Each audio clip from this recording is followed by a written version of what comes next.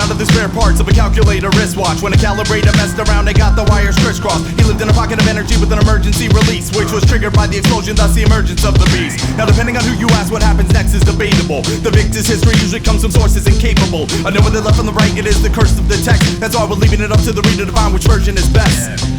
The beast, the beast, the beast, the beast, the beast, the beast, the beast. One school of thought has the creature painted as a sadist, who always seemed to thrive and only arrive wherever the pain is. He was evil incarnate with the heart of a vacuous void, who targeted innocence with malevolence and he had to destroy. But the other side of the coin said he's been wrongly accused, and those who portray him as a monster are just strongly confused. But no matter which side of the argument, they all can at least agree that nobody's ever experienced anything quite like the beast. He stood about 10 feet tall, but when he hunched, he was just half that. The expression on his face was to be feared and to be laughed at. You didn't have to stare to notice the oddity on his left pec. While other people had a heart, the beast had a cassette deck with a tape that played a heartbeat that was kind and gentle. But when he got mad, it would get snagged, he had to wind it up with a pencil. He had a giant beard which animals used as a nest. Some of the creatures he would shelter, others he would ingest. The beast, the beast, the beast, the beast, the beast, the beast.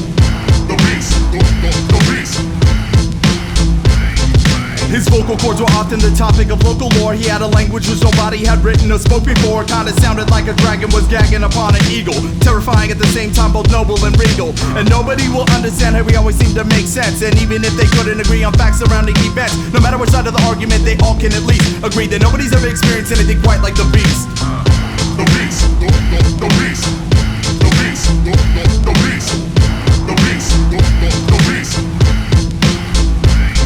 He was driven outside of the county line, delivered a bound and gag. The people were mocking him from the back of the truck while on the ground he dragged. It's true you may be covered in flesh, it's true that you may bleed, but it's also true that we don't like your kind, whatever your kind may be. So they cut him loose and spun the wheels and left him in a cloud. So lonely and pathetic, once majestic and so proud. Even those that cared for him, they didn't dare to interfere. So the only thing left to figure out was where to disappear. So with a hunch much lower than he thought that it could get, he wandered off into the wilderness with a broken cassette. But every now and then the people hear him howling, and it either comforts them or else it has them cowering. And like I said, depending on who you talk to, the story will change. Some will say he was insane and some will call him deranged. But no matter which side of the argument, they all can at least agree that nobody's ever experienced anything quite like the beast.